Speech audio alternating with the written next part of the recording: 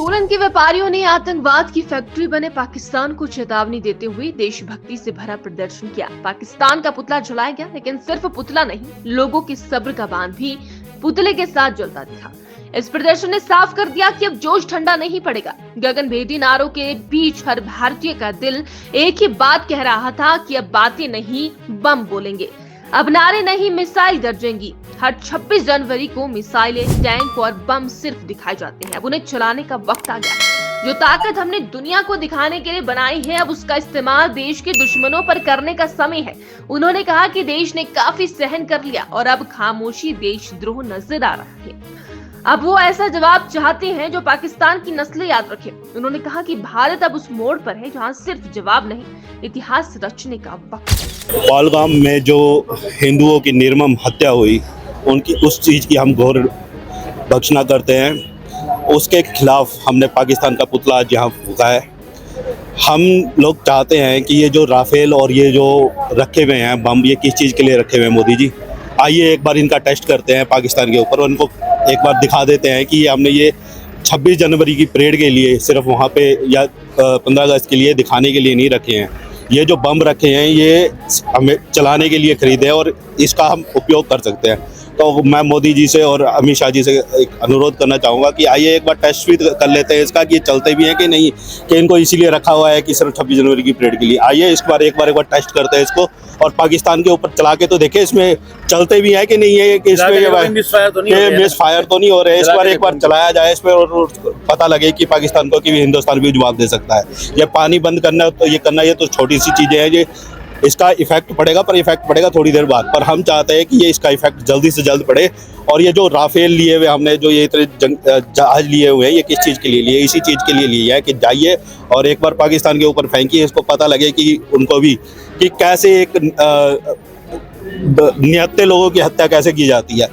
एक परिवार जिसने एक लेडीज जिसने अपना पति खोया, एक बेटी जिसने अपना बाप खो दिया वहाँ पर, उनको वो सिर्फ वहाँ घूमने गए थे। आप लोगों का क्या बिगाड़ रहे थे वहाँ पे? वो आप लोगों के खिलाफ ना तो उन्होंने कुछ कहा ना, और आप वहाँ आते हैं और उनके ऊपर निहत्थे लोगों के ऊपर गोलियां चलाते हैं। आप में इतना ही दम था, आप इतने ही अपना वो वीरता वाले काम करना चाहते थे तो आते हैं ना, सेना के साथ लड़ते। हमारी सेना खड़ी हुई है वहाँ पर, उनके पास आधुनिक हथियार भी है, वो है सब कुछ है जो आप लोगों के पास आपने कभी देखे भी नहीं होंगे। तो है वो उनके साथ लड़ते हैं। आपको लगता हुआ था कि कैसे लड़ते हैं और आप निहत्थे लोगों पर गोलियां चला रहे हैं। वो परिवार जिस लेडीज के हाथ से मेहंदी नहीं उतरी, उसका चूड़ा नहीं उतरा, उसका आपने उसके सामने उसके पति की हत्या कर दी। शर्म आनी चाहिए आप लोगों को।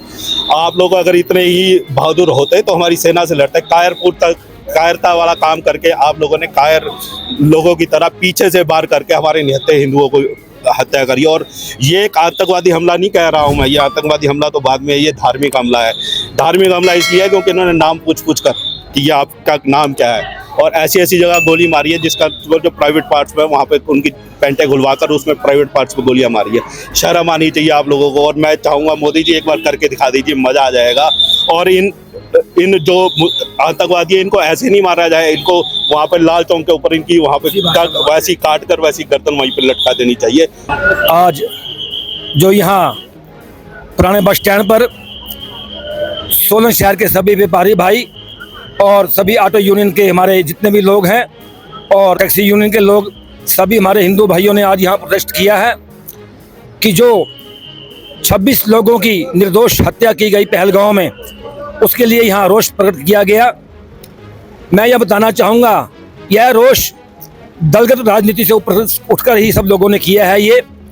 और जितनी भी हमारी सरकारें हिंदुस्तान में रही हैं, उन्होंने बहुत ही दरिया दिली दिखाई है पाकिस्तान के साथ। समय समय पर उन्हें सुधरने का मौका दिया गया, किंतु अब हमारा ये मानना है कि अब सिर पानी से ऊपर हो चुका है।